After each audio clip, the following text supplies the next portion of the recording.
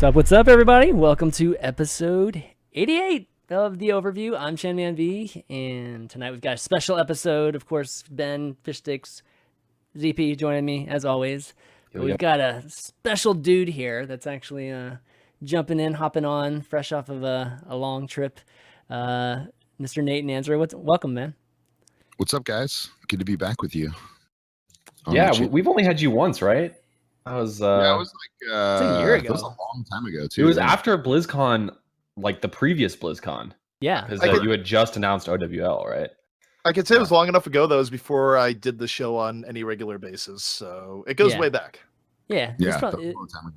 Definitely over a week, or over a year ago. So definitely great to have you on. And for those of you that don't know Nate, he is the commissioner of the Overwatch League. And is that the title? That's it, right? Is there more at the end of that? That's what they call me. That's what they call you. The commissioner. You Making can just sure it's not like a slash and a slash and a. It's pretty cool that you can work at a video game company in the year 2017 and have that title, though. Yeah, absolutely. But want to kick off the show real quick and just let everybody know that this episode is sponsored by Freshly.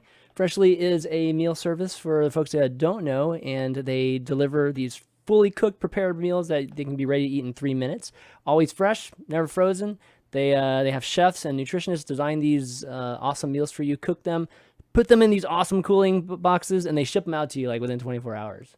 And there's amazing options. You can go to the site, freshly.com, type in the code OVERVIEW, and you get $40 off your first 2 deliveries. We've all gotten a chance to try it, and they're very, very tasty. And ZP, Ben, you guys can attest to? Good stuff? I just had the peppercorn steak. It was actually really good. Like no joke. It was super tasty. Not surprised. Okay, all right. Well, anyways, they're pretty good. Yeah. I was pretty impressed on the quality of the meat that they gave. Like, it was oftentimes with stuff like this, you don't usually get the greatest quality, but it was pretty good. Yeah, absolutely. It's great for folks that don't, have time to cook. You can pop these in and have a great dinner. All right. I never knew that I needed a ZP evaluating meat quality in my life before, but now I know. ZP loves many things in this world. Food is definitely one of them. Yes. Yeah, definitely. Food connoisseur. All right, well, anyways, let's just jump into it. I know we don't have like a ton of time with you, Nate, so we got a lot of goodies for you from us, as well as some from just the fan base and Reddit and Twitter. Just a lot of people had some questions for us to ask you.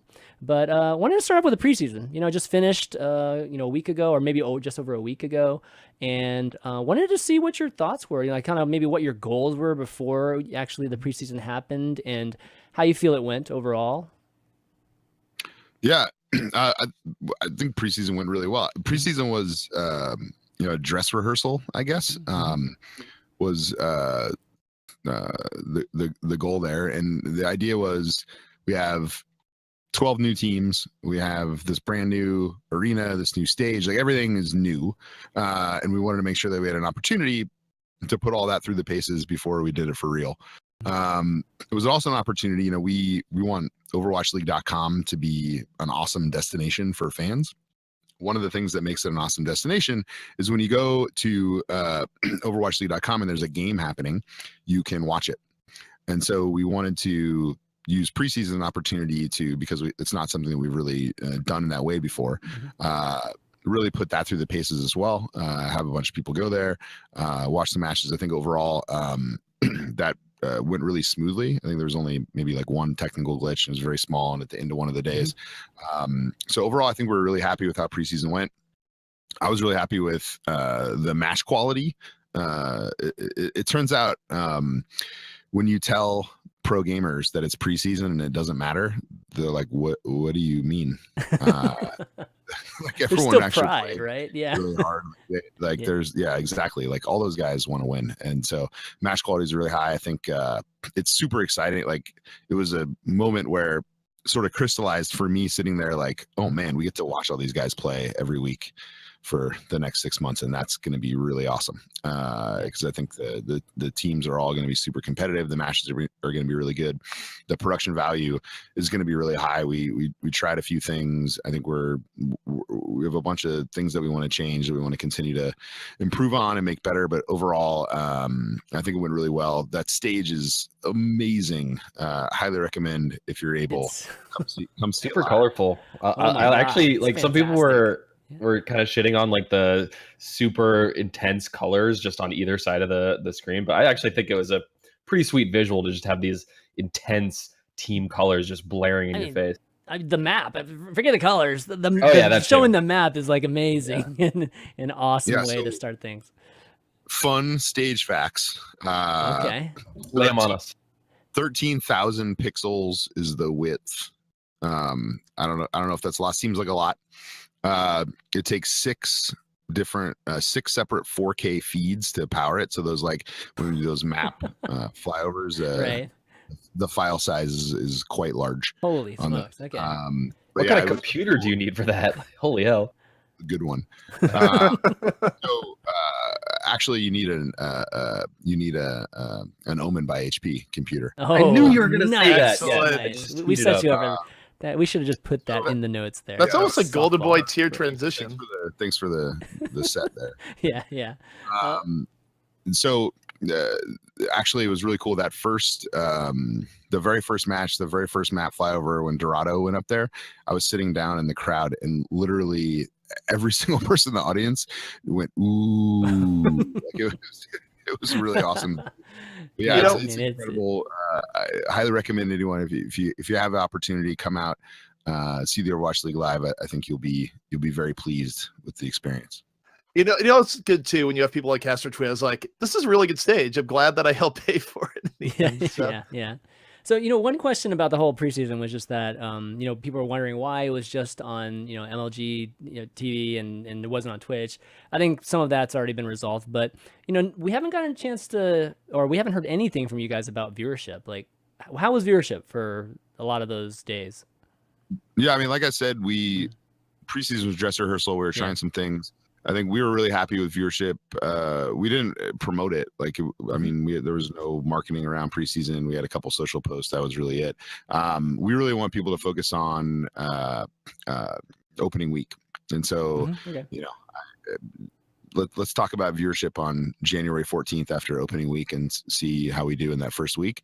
This is the point where I remind everyone, like, our goal is not to run the Overwatch League for 1 week. We're building a long-term league, and we expect that viewership is going to build over time. But I think we also have a really awesome promotional campaign that's going to be kicking off very soon to just make people aware of where to watch and when to watch and all the stuff around opening week. We're really excited about it, and I'm excited for fans to be able to see it. And also as a part of that, I'll preempt a question you'll probably ask me, which is where am I going to watch the regular season? To share with you at this moment, but we are 8 business days away from the start of the Overwatch League, and I expect that at some point. Ooh, how does that feel, by the way? That feels I don't know. I'm trying not to think about it. Well, it's good to hear that you're going to at least take the holidays off, and then you're not going to work through the holidays. And Blizzard, we have a holiday shutdown, so Blizzard shuts down next week for the whole week, which is a really cool perk. I'm gonna try to only do emails next week, but we'll see. We'll see how that goes. Sounds good. So one quick question from Woo Mommy from Reddit. They were wondering about just non-English broadcasts. And I know we've already seen some of them, but how many languages will we be covering in terms of Overwatch League? Yeah, so we'll definitely have Mandarin, Korean, and French at the start of the league. And then we'll be looking to add additional languages at some point in the future, but those are the 3 that we're going to start with. Okay. Cool. Just a tip, you should highly consider Thai, because the Thai viewership for World Cup was absolutely insane. Thailand's cool market. We've actually been talking a lot about what are things that we could do in Thailand in the future, and who knows, maybe we'll do an event there someday. Ooh, vacation in Thailand. I like it. Let's go. So one thing What that's could go interesting. wrong bringing a bunch of pro gamers to Thailand? Nothing. Oh man. Oh boy. Oh boy. So in the theme of season 1 just being building here, what milestones are you looking to achieve in season 1? Like basically, if you look back through the first half of season 1, what would you be really happy to achieve? I think we want to see, esports. I think there's a long conversation that could be had around how do we measure success in esports? And I think the answer is different for every single esport, every single publisher. I don't think there's a one size fits all answer to that. But I think the way that most people judge success in esports today, because it's the one number they have access to, is viewership. And I think our goal around that is we expect to grow the audience over time. Like, I think what we'll be happy with is if we look back at the end of season 1 and we see that we produced great content, and that we built a fan base that was grew with us over the course of the season. And I think that's really the goal. And then obviously have a great finals and really have that be a huge moment at the end of the year. So that's kind of a big one. I think we also have objectives around what we want to do from a content perspective. I think we have lots of great ideas around content we want to create around the live matches, and then also things that we want to do within the live matches as well. I think all the new features the game team added going into World Cup were huge and have already made a tremendous difference in the way that you watch Overwatch. But again, those are still really new, right? So I think when people make comments about like, oh, the observers are doing this wrong and things like that, it's like, hey, everyone, remember, like these tools are still very, very new. We're still learning how to maximize them, and I think that's going to get better over the course of the year. It's one of the things we want to do is we want our last game in the Overwatch League to be better than the first, right, from a show perspective. And just that on that previous though too, in case people just want more context on that, is that even from the casting point of view, there's a lot of improvement to be had when you look at that, where these are new tools on the observing end, casting end, and I mean there's just, you take a look at what we got from that in World Cup, which I think was a huge improvement, and can only go up. Yeah, totally. Yeah. And that's our goal. Like if we have one goal, it's that we want every season to be better than the last, right? We want everything we do to get better over time. And so I think that's one of those things. What's really exciting about that is having the full production team in Burbank at the studio week in, week out, working together. All of that's just going to improve, get better and better over time. Mm-hmm. And we're really excited to see where that goes. Because you're right. I think, we're definitely not done making improvements. And there's even things like I saw it in chat a little while ago, and everyone talks about some of the colors with away skins and home skins similar. Obviously we watch too. We notice these things, and a lot of that stuff we're already working to address it. It's not that the team shipped those features and went to the beach. There's going to be constant on that stuff over time, and definitely value the feedback from the community and make sure to keep sending it. I would argue too there was already improvement even between World Cup and what we saw in the preseason for Overwatch League, where the health bar thing. Yes. Yeah. And also just better color selection too, where you didn't have quite anything like the light blue versus the white. So I mean, clearly this has already been iterated on in that period of time. Yep. Yeah. Totally. So what's been one of the biggest challenges you've had to overcome to get to, well, I guess you're not quite there yet, but you're almost there. You're almost to day one of the league, starting in the regular season. Yeah. You're trying to build one of the most ambitious esports leagues ever conceived of. What have been some of the biggest challenges that you've had to overcome so far? It's a good question. And is it selling teams? Maybe. Yeah, no, it's just, honestly, it's just super easy. I work 20 hours a week. Yeah, no big. Oh, I thought you were about to say 20 hours a day, because that's a little 20 bit more hours accurate. a week. No, I mean, the team sales process was challenging, because anytime you try to doing one deal in 6 months is a lot of work, right? And we did 12. And again, I think I get to do cool things like hang out with ChanManV on the podcast and do interviews and stuff like that. But there's literally hundreds of people that work on this to get us to this point. And I think that's important for people to know. We have an awesome team of both people dedicated on the Overwatch League and then also people that work across Blizzard and Activision and MLG that have all done a lot to get to this point. But I think one of the challenges, and I think you'll be very familiar with this, Ben, with your history at Twitch, is anytime you go from a couple employees to a lot of employees overnight, basically overnight, when you're scaling something new really quickly, that's always a challenge. And I think that building the team, bringing the team together is something that I think we're still in the process of doing and are going to continue to work hard on, and have made a lot of progress. But that's always a challenge. Team sales, as you mentioned, has talked about, like there's been a lot of things that have been challenges on this, but nothing I would say that nothing insurmountable where there's not a path where we can get a bunch of smart people together, come up with a plan, be smart about it, and address it. And I think we feel really good about where we are going into the start of the league, especially out of preseason, out of World Cup. Really, I think like the night where I felt like, all right, this might actually work, was Team USA Korea on Friday night at World Cup, which is just an awesome moment. Like aside from being an awesome game that Team USA should have won, but yeah, that's right. 2 team fights away, That's fights away on 2 different maps, and that could have been a 3-0. Oh, since you mentioned growing the team so much, are you allowed to say how big you guys are yet? How many employees you have? Yeah, I mean, I don't know. Actually, I'm not even sure.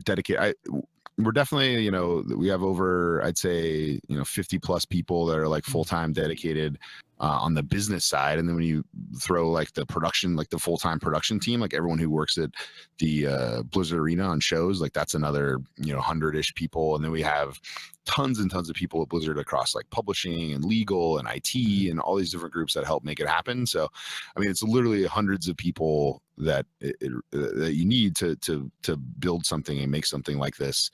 And it's really awesome. Like it's easy to take it for granted, but it's like it's really incredible to go to work every day with a bunch of people who are super passionate about what we're doing. And I think it's also important for fans to know, like we're all fans of this stuff too, and all super passionate about making it work. It's an amazing time in esports right now, the amount of opportunity out there. I mean, you think about OWL and you think about every single team also needing to staff up. You probably just generated 300 esports jobs. Anyway, let's move on. Yeah. Well, why don't we dig into some of the things that with the players and some of the contracts and salaries and things like that we've been hearing about like the last couple months.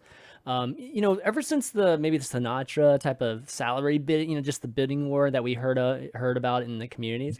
We haven't really heard much about specifics in terms of salaries. So Joshua Finkel 172 asks, will player salaries ever be released? Because in traditional sports, it's public, right? And it really determines the market too in terms of these public salaries. Yeah, I no plans to do that currently. I don't know. I mean, something we haven't really even talked about it. It's a good question. I don't know. Nothing I answer at this point. I think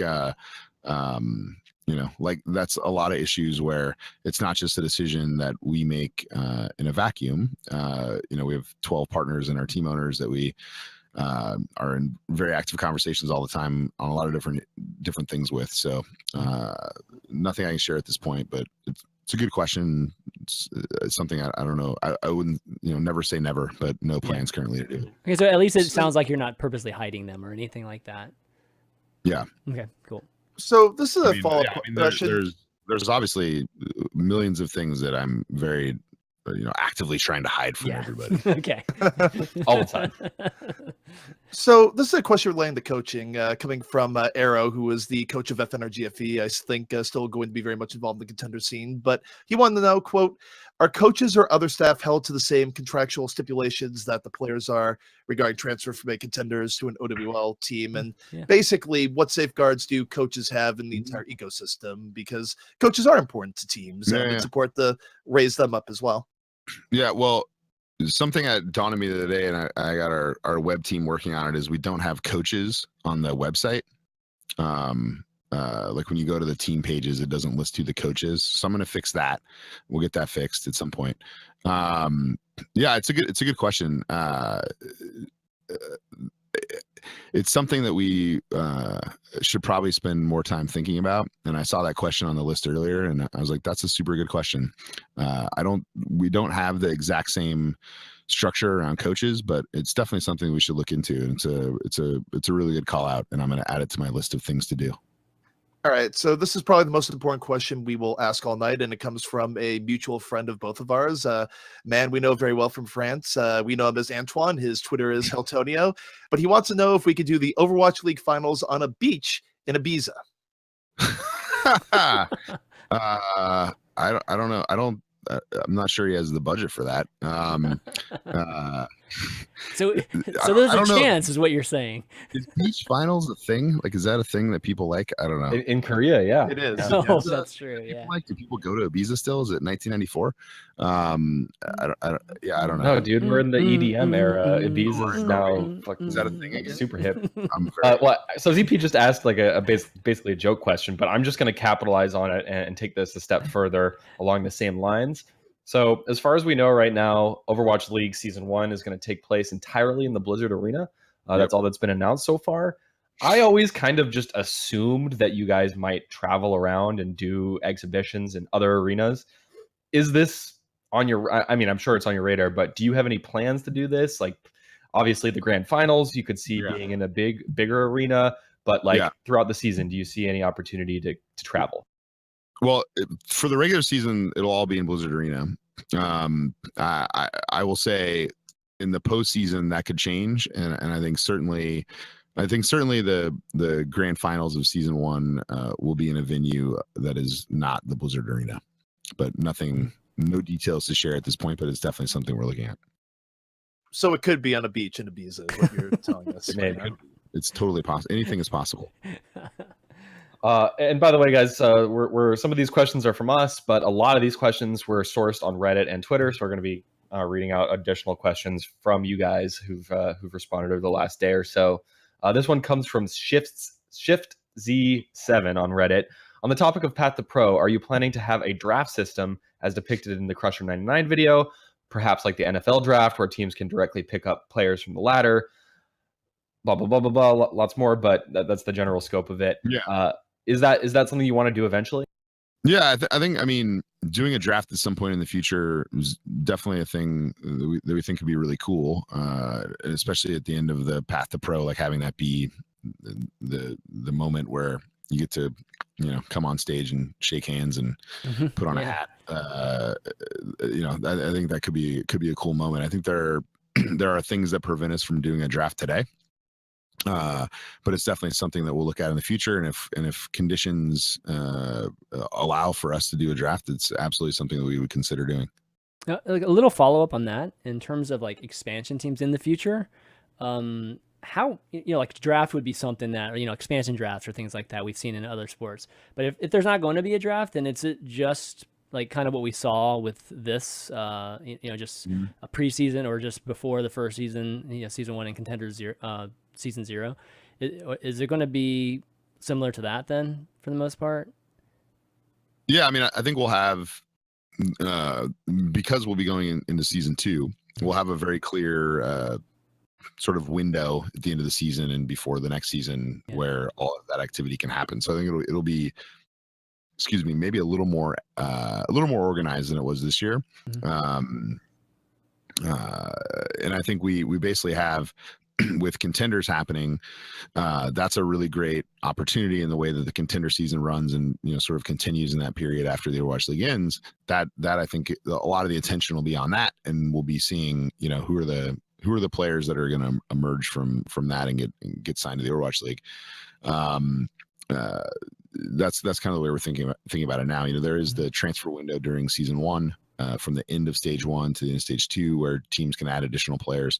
But really the period following the first season, there will be sort of a very structured way around when players can get signed and how that process works. So this next question comes from Josh 822 from Reddit, and he was curious on whether or not in the future there'll be a viewing system where you can follow any player's perspective during a match. So kind of similar to what you get in games like Dota, where you can go in and, you know, if you really are a big fan of one player, you can watch that feed in particular and, you know, still get casting otherwise with it, but sort of that level of in-game support for watching Overwatch League games.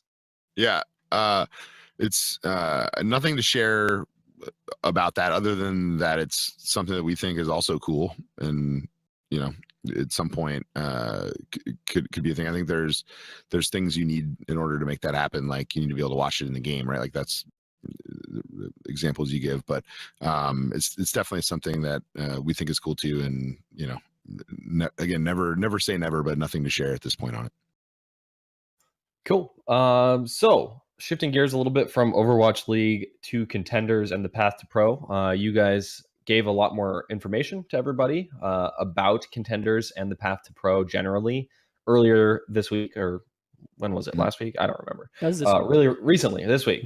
So first off, I think it's really awesome that you guys are focusing so much on making a global infrastructure for contenders. You're not just serving North America and Europe and Korea, which are kind of the typical markets for esports, but you're also looking towards Latin America, you're looking towards Southeast Asia, China, Australia, New Zealand, all these less served markets traditionally in esports. That said, there is this perception, and not so much perception, by necessity, it's pretty siloed. So Americans play against Americans, Europeans versus Europeans. Do you perceive this as a potential issue in terms of the skill discrepancies between regions, or missing out on potential storylines of having a global tournament or a global exhibition, or some way to have international play? Why or why not? Yeah, so I mean, one thing that's important, so the regions are siloed, like you say, but there's no region locking. So, like, if a North American contenders team wants to have 3 Chinese players and 3 Korean players, they can. There's nothing to prevent that, other than you would need to probably physically move them to North America due to ping issues and time and all that stuff.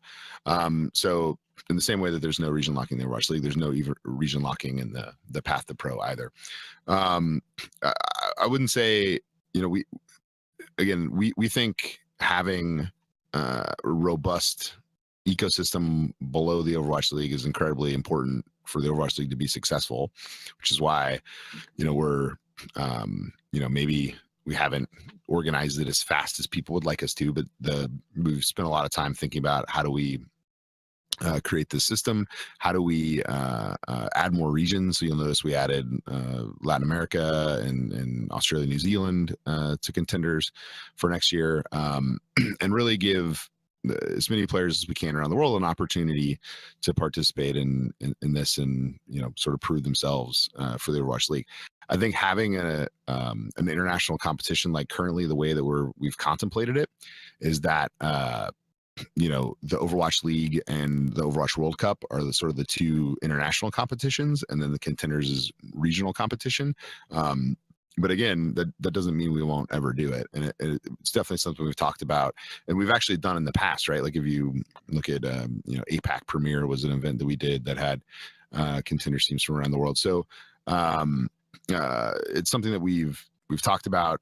Nothing to share at this point, but it's definitely something that we think could be cool at some point to do in the future. Is, you know, is there a global contenders championship or something like that that happens? But right now with the calendar we have, I think World Cup fills that spot pretty nicely.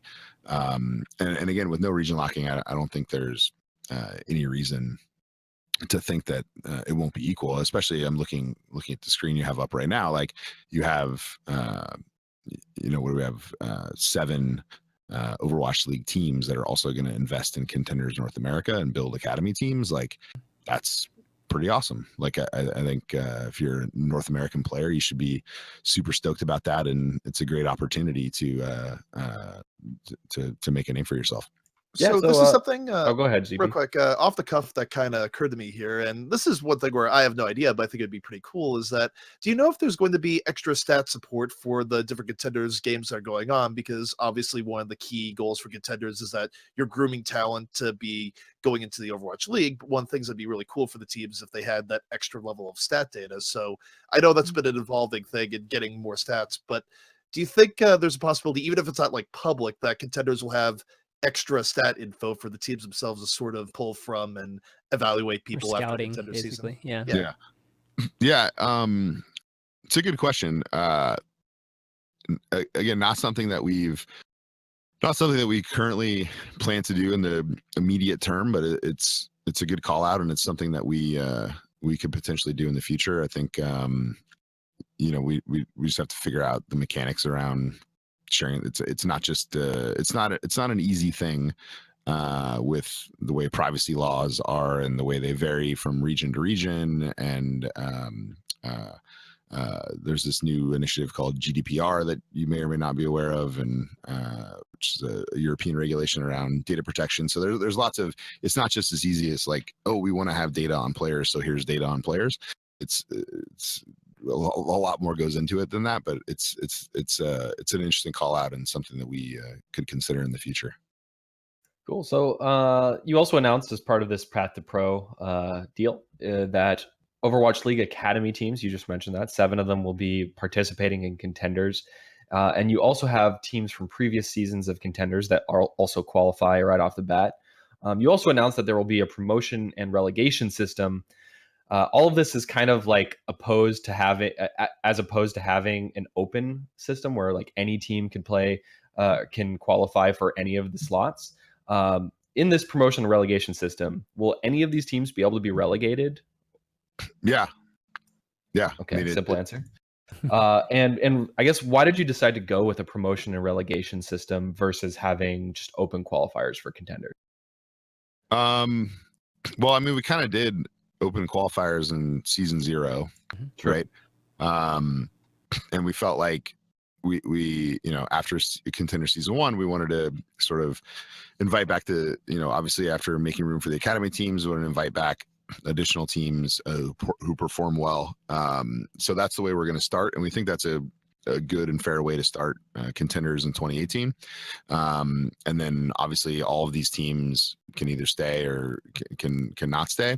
I think something that a quick note I want to say to Contenders players and aspiring Contenders players out there, that if somebody tells you that you should sign with their Contenders team because they have a guaranteed spot in season 2 of the Overwatch League, they're lying to you. Man. There you go, folks. You heard it right here. If anyone says that to you, just again, like, don't believe everything people say to you. Like, that's not the way it works. There's no like guaranteed spots in the league. I mean, obviously we want to add expansion teams in the future, and we want to nothing to share on that other than, yes, we want to add expansion teams. Yes, we want to add more expansion teams in Europe. Yes, we want to add more expansion teams in Asia and other places. But yeah, make sure moving to the Overwatch League should not be a consideration on which Contenders team you're signing with. That's all I'll say. Sure, makes sense. One thing that we saw in season 1 is particularly I'll call out Cloud9, for example. They made a ton of roster swaps after season 0, right? You could certainly argue that the new roster that they basically had after that point wasn't part of that initial roster that qualified for season 1. Do you have any ideas about rules and regulations for the number of players that you can swap or recruit after you've already qualified for a season? Or even if you go through the promotion system and you're locked in for the next season as well, can you swap players or how many players can you swap? That's a super good question. I don't think we have rules on that. I think that's something that we'll keep an eye on over time, and if it becomes an issue, we can address it. But I don't think it's an issue.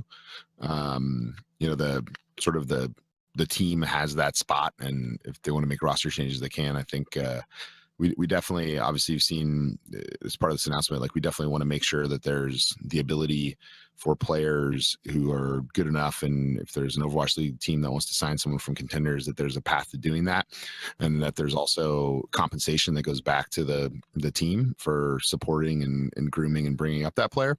So we try to be really thoughtful about that, but nothing that I would say around rules that we're going to add around that stuff. Well, the reason why I think you'd have to keep it wide open in regards to full roster swaps is that the dream for a contenders team where you're building a contenders org is to build a roster of talent that's so good that everyone gets in the Overwatch League. You wouldn't want a situation where all 6 players get signed to Overwatch League. Like, fantastic, you built the best roster ever, and then you go to that org, but you don't have enough members of the original team, so now you lose your spot. So exactly. Good point. Last question on contenders here. This one comes from Pesto Enthusiast on Twitter. Other than the transfer fee mandated by the contenders contract, what steps is Blizzard taking to offer value to organizations that field contenders teams? In other words, what is Blizzard doing to entice endemics to contenders? Yeah, so I think aside from lots of prize pool, which I think they're pretty healthy investment into contenders and open division in 2018 from a prize pool perspective. Sorry, I'm bouncing this table around. This mic is very springy. I think we're also talking about things that we can do to incentivize good behavior from an org perspective. I think we want orgs and contenders that are going to pay their players on time and follow the contracts that they've signed and make sure everyone shows up for matches and promote the matches on social media. And we've been having really active and productive conversations internally around are there ways that we can create additional incentives for teams to sort of reward them for good behavior and for supporting Overwatch players. So nothing specific to share on that other than that's something that we hope to be able to add in the future as a sort of in addition to prize pool, like a way to have some extra money that teams can earn from doing things that we think are good for the ecosystem. One thing I think is really good to note there too is that and this is sort of a bonus, right? Where Overwatch League wants to expand to get new teams in there. I'll use an example from my home state where let's say that the owner of the Vikings, the Will family, decides, hey, we want to get into Overwatch League.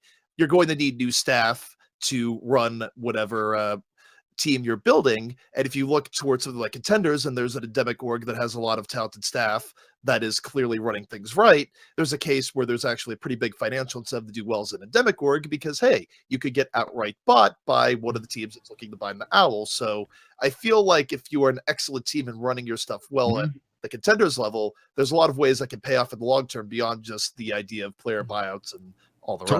Totally. I mean, that is ZP with great advice that the best way to move forward in the esports industry and be involved in esports is do good work in esports. That's right. Work hard and do good work. Work hard, do good things, and be nice to people. Okay, well, so all of this, path to pro and just having the facility, of like an open division to feed into, contenders and OWL. I mean, it's like, it's awesome. It's awesome that you guys have gotten involved and really set up this type of structure for the league. But I kind of want to ask about like something that's even more fundamental than that, which is just building 6-man teams. Like a lot of players out there, even some Grandmaster, Master players that are really good and might be aspiring to become an Overwatch League player eventually. They just have problems really finding teams. So I was wondering if you guys will ever get involved with like Blizzard providing any kind of facility for players just to even congregate and meet each other and build teams that way. Yeah, it's a great question. Again, something we've talked about. Nothing concrete to share at this point, but it's something we've heard from the community I think we hope that open division can start to be that in some way, like an opportunity to get together and try playing with different groups, and having multiple seasons of open division. Maybe you can try different groups throughout that and see what works. But yeah, it's again something we've talked about, but yeah, I feel like that facility right now is just Discord or something, like people trying to meet each other. But I wonder if there's more of an official thing. In an ideal world, ranked allows you to meet players, and a lot of players got their start that way. Actually talk like very cordial to somebody on it is possible, game Chris. Chat. Really? It is possible. All right.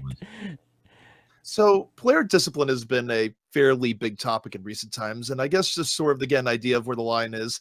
Where is the line between, all right, the organization needs to handle their own business and take internal measures to, potentially rein in a misbehaving player, versus the line where the league itself kind of goes, all right, the player has now done something over the line and we need to make a statement and say, you can't do this, so on and so forth. Sure. How do you guys view that right now? Yeah. So first and foremost, when it comes to player discipline and just discipline in general around the league, like most important thing to me is fairness, and making sure that we're, being very thoughtful about how we handle discipline. We've obviously already had a few rulings that we've put out, the Sato suspension, and there's also been things that have happened that people don't know about as well. I think to me there's a very clear there's different levels of an offense, right? Like if you take boosting, for instance, boosting is bad, always bad. But if someone does it once on a friend's account versus somebody who did it, hundreds of times and was making money for it, those are two different levels of offense, right?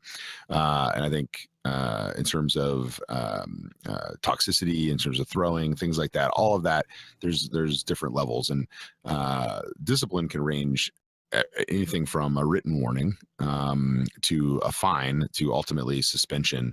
And suspension can be 1 game, 2 games, it can be a whole season, right? So it can take different forms, but I think we're trying to be incredibly thoughtful about the way that we handle that. We also expect our players to act professionally. If you want all the things that professional athletes get, like contracts and money, and you want us to have an awesome studio and create awesome content around you, and be treated like a professional, then we expect people to act like professionals in return. And our player summit that we had a couple weeks ago, we had all the players out, and we talked through what our expectations are. And I don't think our expectations are unreasonable. Our expectations are basically, don't be a jerk. That doesn't seem like too much to ask. And so same expectation you'd have for any human exactly coworker or like yeah, it's pretty basic stuff, right? Like, don't cheat, don't be a jerk. Again, I don't think we're asking too much of these guys. So we really again, we'll continue to monitor when things happen, when things, thank you, Reddit, for bringing everything to our attention, but we check things out too. And when there's things that happen, we're quick to investigate it. And if we deem that what a player has done deserves some sort of punishment, then we'll hand that out. And we'll also be transparent with the community, by the way. I think, when we did issue that suspension, we had a blog post up on the website that tells everyone that we did it. And I think people can expect that when the league takes action, whether it's a fine or a suspension of the player, that we will let the community know what we did and why we took that action. So does the team discipline have any play in this? I mean, or will just the league just have their own process of going about discipline? We have our own process. Okay. I think Sure. Okay. We have to, and I expect, we've already seen instances. Shanghai Dragons being the most recent one, who had sort of had their own team discipline on an issue. We don't really necessarily take that into consideration. We sort of look at it from a league perspective, and we'll issue discipline from a league perspective. We obviously talk to the teams about what we're doing and the thinking behind it, but the league discipline is in addition and not mutually exclusive with team discipline. Okay, well, let's talk about some pugs. Because of course that's a huge topic in the Reddit and the subreddit. So Calvin G 1994. You mean the streaming rules that nobody actually knows because they're not public? Yeah, exactly those. Those ones, yeah. That Reddit really wants to know about. All right, let's talk about bugs. Obviously, most of the community loved watching the players play with each other during that period of time that they were doing so, and so I guess Calvin's asking, can you clarify, I guess, what the actual rule is, and is there any reasoning behind not allowing players to more than 2 OWL players queuing together? Yeah, so I'll say the rules are not public because there's a lot of policy stuff that's not public. Like our entire player participation agreement is not public. Team participation agreement. There's tons of legal documents that they're not public documents. I will say again, the player summit, we presented the streaming policy. Again, there are literally hundreds of things around the Overwatch League that at some point, those of us here at Blizzard, we have to put a stake in the ground and say, this, we're going to do this. And streaming policy is one of those things. And what we did is presented to the players at the player summit and got a ton of feedback from the players. And what I will say is within a couple days of that happening, we were very reactive and sort of went and made a few changes that the players were pretty vocal about wanting to see. And again, we're very we want to build this league collaboratively with our owners and our players and our fans, and we're very quick to address some of the issues the players had. So I'll say that. I'll say I don't think anyone is streaming any differently than they did a month or two ago. It seems like everything is status quo, and I would say pro pugs are a thing that probably made a lot of sense to happen before the season started, when everyone was kind of moving into their practice areas and there wasn't really anything going on. But now as we're rolling the season and people are scrimming a lot and practicing, I think that's an activity that's not going away because we're making it going away. I think it's an activity that's not something you're going to see a lot during the middle of a season, right? Yeah, for competitive reasons. Gotcha. Fordika from Reddit has a question about just teams or players and really access to the dev team. Given that the players are all in LA right now, pretty close to Blizzard and the dev team where they're located, do you see that the pros will maybe have some more interaction and feedback with the development team now that they're so close in proximity, or is that even happening at all? Oh, it's already happening. Yeah, I mean, those guys, we've been very open and upfront that anytime they have feedback on the game, they know my email address, they know Jeff's, they know other Jeff, they know Scott, all the guys on the team, they can reach out with their feedback, and we really value that and have an ongoing dialogue. I'd say one of the coolest things about the setup we have at Blizzard Arena is actually, a lot of people maybe don't know this, 11 of the 12 teams actually have their practice facility literally across the hall from the stage, which is really cool because when there's an issue, I can literally run down the hall and knock on doors and get immediate feedback from players. It's also really cool from a content creation perspective. And I think hardcore Overwatch fans, Overwatch esports fans would love to be able to just wander around that hallway, maybe hang out. So totally. How much would that backstage exactly? What is that VIP pass? Harass the pros while they practice pass. So yeah, go ahead. No, I was just curious about that. This is just because it could be a cool story without naming the team or talking about, who the people are on it. But was there a reason given for the one team that said, nah, we're going to practice somewhere else? Oh, well, just, no, it's just one of the LA teams that already, has a bunch of infrastructure that they've built in LA. So didn't need infrastructure. Okay. All right, cool. But yeah, it's really cool. I'll give you guys a tour when you come out. Yeah. So wanted to talk a little bit about the tournament license changes that you guys have just rolled out this week as well. You guys are putting quite a few different regulations and rules around how you can run tournaments, how you can go court sponsors, how you can even name your tournament. Just generally, happy to hear you talk about kind of your thinking behind those, but also curious to know what your thought is on how third-party tournaments fit into Overwatch esports long-term. Contenders obviously reaches many regions. Overwatch League is the main thing. You've also got Overwatch World Cup. Is there space for third-party tournaments? Yeah, I think there is, and I think it depends on the market and depends on the organizer. And look, there's the community license is exactly that. It's for the community. It's not for corporations that want to go run events. Like that's what custom licenses are for. The process is actually not that painful. You fill out a pretty quick application. We are very quick to respond. If we have questions, like that happens all the time. So I would say we definitely for certain markets, like we think doing more third-party events makes a ton of sense. And I think we'll see some more of that in 2018. I was just in China, talking with lots of different folks over there. Who knows what's going to happen? So I definitely think what the purposes of these changes is we want companies that want to run Overwatch events. We just want them to come talk to us about it, because we have certain expectations around quality and around the way that we want the brand presented and the way that we want the game presented, that we just want to make sure they're covered off on.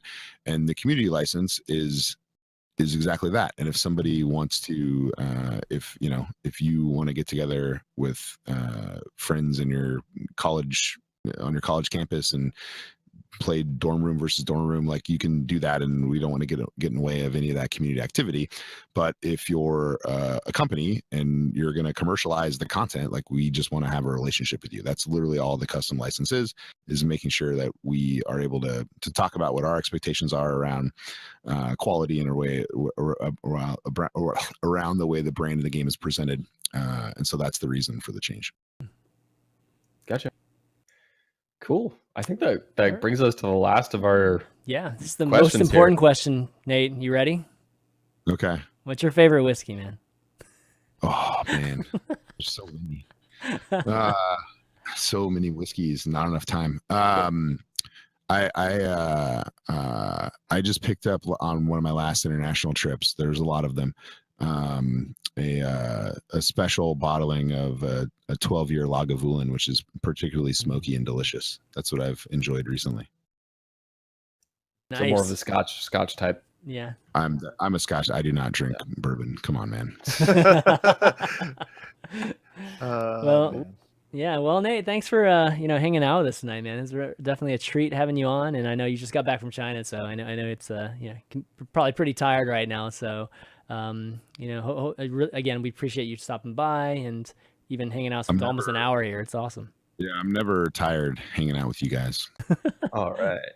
Awesome. Yeah, sounds great.